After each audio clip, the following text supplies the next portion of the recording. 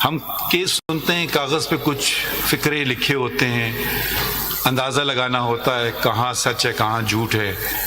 ہو سکتا ہے بے پناہ ہم نے فیصلے غلط کیے ہوں، کیونکہ کاغذ کے ٹکڑوں پہ جو لکھا گیا ہے وہ ایک پارٹی کو فائدہ دیتا ہے اور دوسرے کو نہیں. سچ کیا ہے وہ تو اوپر والا جانتا ہے، مگر ہم تو کاغذوں پہ چلتے ہیں، قانون پہ چلتے ہیں کہ جو ثابت کر سکے کیس کاغذ کے بیسس پہ اس سے معلوم ہوتا ہے. یہ مجھے ایک خط ملا، میں باہر کا خط ہے، رجسٹرڈ پوسٹ کے ذریعے آیا اور 8 پاؤنڈ سے زیادہ انگلستان سے خط آیا. تو میں یہ صرف اس لیے پڑھنا چاہتا ہوں، یہ نہیں کہ میری تعریف ہے، مگر اس میں صرف یہ ظاہر کرنا چاہتا ہوں کہ جج کی کرسی کتنی اہم ہے اور وکیلوں کا کردار کتنا اس میں اہم بھی ہے. یہ آپ کو ان کا نام نہیں بتاؤں گا، میں یہ پڑھتا ہوں. اس سے آپ کو شاید یاد نہ ہو، 2007 کی بات ہے جب میں پھر یہ کچھ ذاتیات اور کیس کا نمبر بتاتی ہیں. مجھے کچھ یاد نہیں ہے کون خاتون ہے اور یہ کیس کیا ہے. ابھی میں پڑھتا ہوں دوبارہ.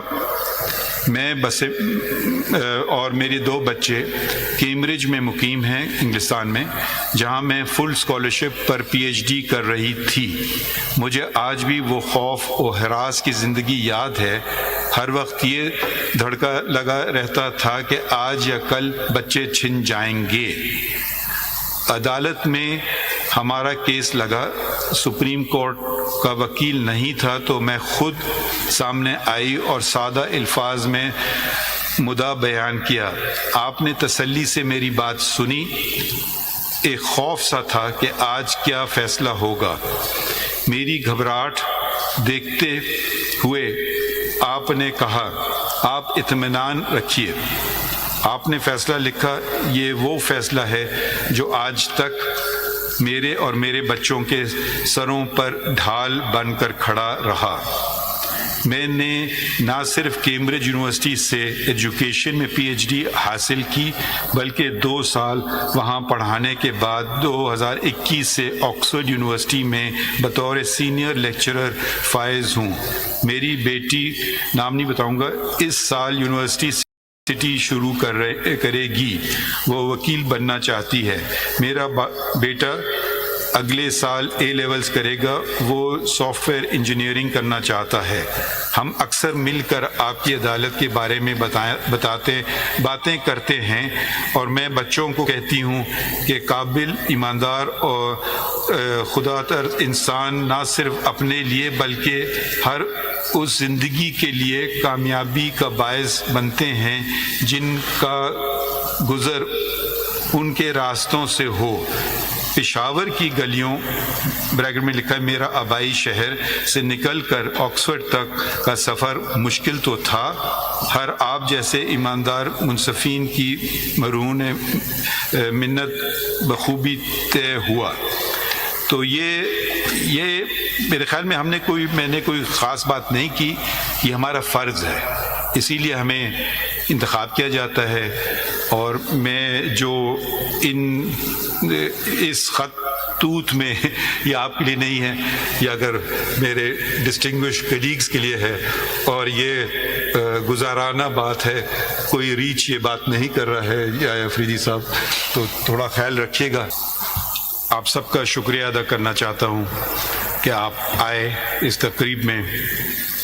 پھر میں بالخصوص چیف جسٹس ڈیزگنیٹ جسٹس یحییٰ افریدی صاحب کا شکریہ ادا کرنا چاہتا ہوں، اور اپنے دیگر ساتھیوں کا، ججز کا، سپریم کورٹ شریعت اپیلیٹ بینچ کے معزز ججز، ان کا شکریہ ادا کرنا چاہتا ہوں. اور اٹارنی جنرل صاحب کا، جو انہوں نے میرے متعلق باتیں کہیں. پھر فاروق نائک صاحب، vice chairman Pakistan bar council کا، اور شہزاد شوکت صاحب کا، صدر سپریم کورٹ بار ایسوسی ایشن. آپ کا تہہ دل سے شکریہ. اور مجھے یقین نہیں آ رہا ہے، شکر ہے کہ میری اہلیہ آج موجود ہیں، کیونکہ انہوں نے یہ باتیں سنی کیونکہ میں ان کو کہتا کہ میری تعریف ہی تو ان کو کوئی اس پہ اعتبار نہیں کرتی. تو اور ایک اور تو سب آپ لوگوں کا شکریہ آنے کا، اور دوستوں کا بھی، وکیلوں کا، صحافیوں کا آنے کا شکریہ، اور ان لوگوں کا بھی شکریہ جو آج ہم میں موجود نہیں ہیں. میں قانون اور آئین کی آج نہیں بات کروں گا، میں کچھ وہ باتیں بتاؤں گا آپ کو جو شاید آپ کو پتہ نہ ہوں. مگر یہ سب سے پہلے شکریہ اوپر والے کا، شکریہ اللہ تعالیٰ کا کہ انہوں نے مجھے اس قابل سمجھا کہ میں یہ منصب سنبھالوں. شکریہ عوام کا، شکریہ چودھری افتخار صاحب کا جنہوں نے میرا انتخاب کیا chief justice Balochistan high court. Balochistan high court جب میں گیا تو میں واحد جج تھا. ایک آئینی بحران پاکستان میں آ چکا تھا، کوئی جج نہیں تھا، میں واحد جج تھا بلوچستان ہائی کورٹ میں.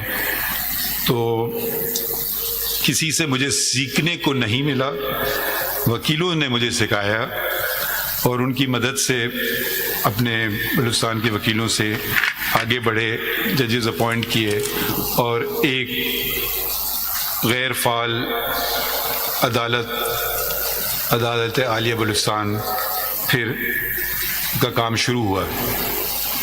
بلوچستان میں بہت سارا چیزیں کیں. بلوچستان سے ہی میرا تعلق ہے، بلوچستان ہی میں نے تعلیم حاصل کی، پہلی سے 10ویں تک.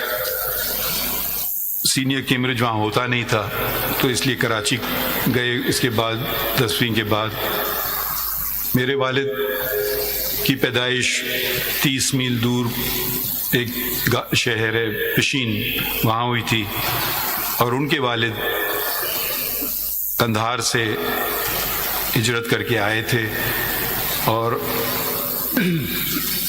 اس دنیا سے چلے گئے جب وہ میرے والد کی عمر صرف 6 سال تھی. میرے والد بھی چلے گئے جب میں صرف 16 سال کا تھا.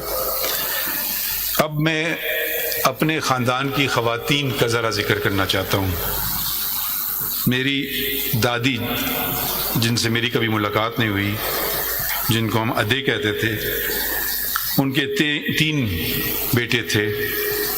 وہ خود پڑھی لکھی نہیں تھیں، مگر انہوں نے اپنے جو ایک بیوہ پشین میں رہ رہی ہیں، اب آپ اس کو سوچئے، اور یہ 100 سال سے پہلے کی بات ہے کہ انہوں نے یہ تعین کیا کہ میں تینوں بچوں کو جو اس وقت کی سب سے بہتر تعلیم ہے وہ دلوانا چاہتی ہوں.